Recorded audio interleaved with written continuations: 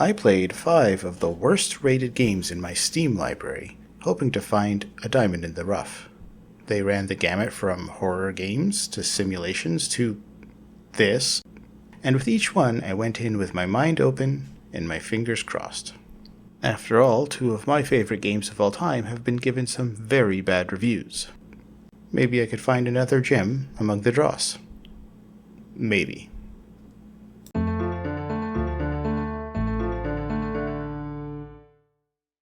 Most indie horrors are built around one of 2 quote-unquote shocking concepts. Either the protagonist is dead and doesn't know it, or they killed someone and have most likely blocked that from their memory. The Lodge falls squarely in the latter category. You play as a Vietnam veteran with PTSD, and while that is an interesting and little-used backstory in most modern horror games, it ultimately doesn't make a difference. You take pills, collect pages, solve puzzles, and wander a spooky house. Then you solve puzzles, take pills, and collect pages.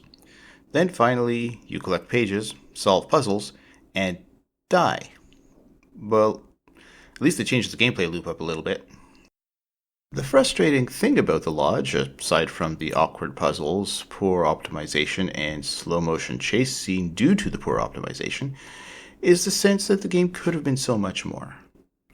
As I said, the Vietnam War aspect is rarely touched on in modern games, and it's still as relevant as ever as society continues to send young people overseas to fight and die.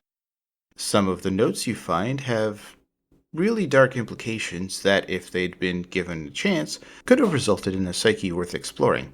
And while I'm sure a lot of the assets come from the asset store, some of the imagery goes beyond the usual stuff you see in these horror games. No plates of spaghetti with 3 meatballs here. But for all the potential, nothing comes together. The Vietnam vet is an empty vessel, no different than the hundreds of other faceless, voiceless protagonists out there.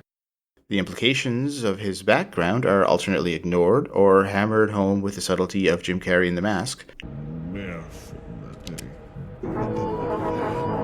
Every single one. And the graphics are so poorly optimized, I literally had to take a break and go for a walk to stop feeling nauseous. Hell, just thinking about it is... In the end, playing The Lodge felt like playing the Cliff's Notes version of a better game, both narratively and technically. I can only hope that someone someday makes the game this is a summary of.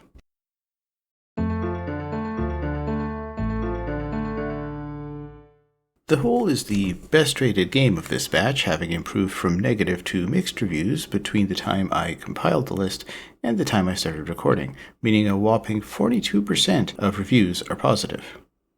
And for the first 20 or so minutes, it's easy to see why.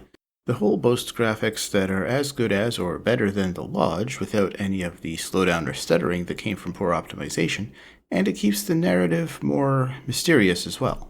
A lot of modern indie horror falls into the trap of being glorified chore simulations, but somehow in the horror it doesn't feel so bad. Maybe because they keep it short, maybe because the devs don't have you keep doing chores once the spookiness starts. That's not to say it's perfect, however, because once the scares do start, you have to run back and forth between waypoints, which is a play pattern that will return with a vengeance in the second section.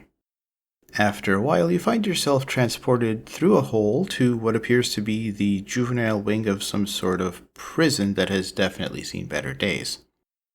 The atmosphere is subtly creepy, and yes, I did just say subtle about a prison full of dismembered corpses. And I found myself still having a relatively good time snooping through emails, eating donuts, and generally being a bad egg. You pick up keys, find passwords, pick up keys, examine meaningless interactables like this blank clipboard, and start to forget that you're playing a horror game. Once you find out you need to go shut down a bunch of panels to escape, however, things go off the rails. Or rather, the rails become too numerous and hard to follow. Look at how many waypoints there are. Look!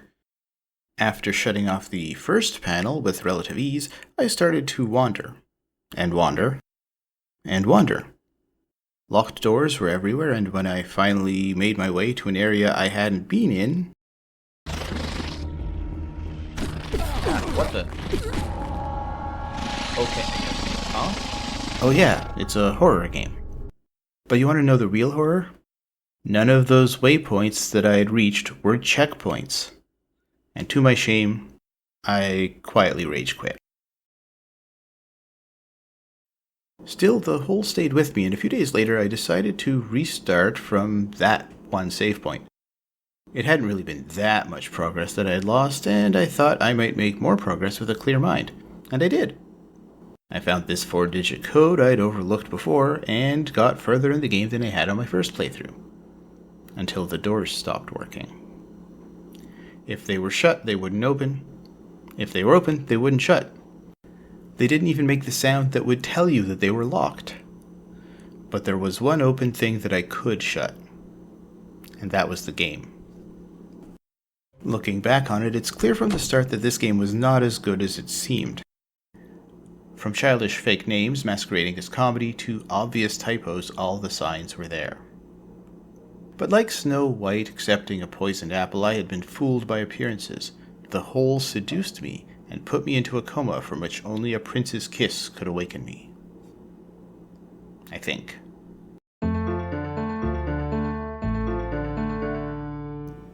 After being taken for a ride by 2 visually appealing but ultimately disappointing horror games, I thought a change was in order. A big change.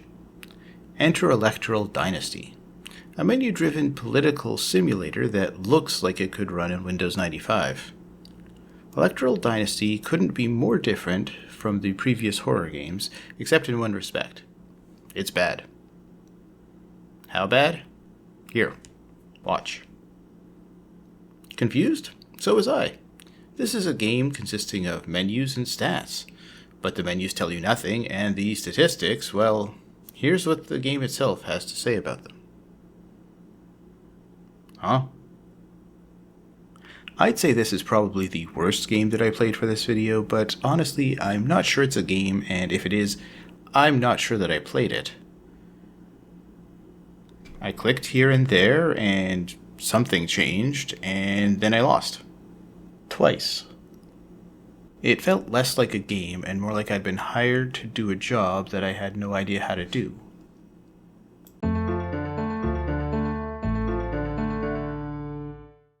I love imaginary movies. Now that's probably a strange thing to say, so bear with me. Growing up as a child with undiagnosed ADHD, I read a lot, and some of my favorite things to read were summaries of longer works. Encyclopedias, handbooks, and even dictionaries in a pinch. But one of my favorites was TV Guide. For those of you who don't know, TV Guide was a weekly publication that told you details about everything that was going to be on television that week. And I mean everything.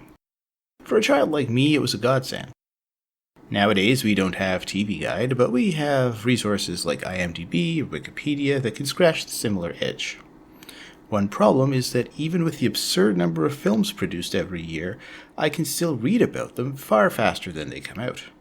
And that's where a game like Film Studio Manager should come in handy, giving me the ability to create imaginary movies while gamifying things like budget, marketing, and the like.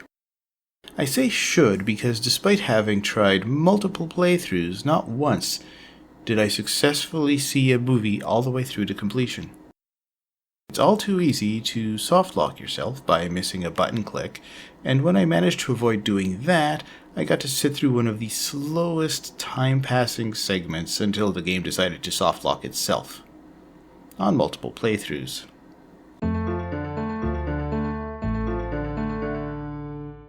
So we come to the final game in this video and my favorite, Sunshine and Overcast.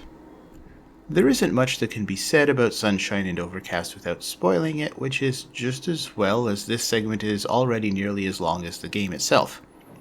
Very short, very strange visual novel that is not, despite its appearances, porn. Oh, and it includes an unrelated puzzle game for reasons. It's not good, but it's fun, and that's exactly what I was hoping to find when I set out on this journey. Insert clever catchphrase here.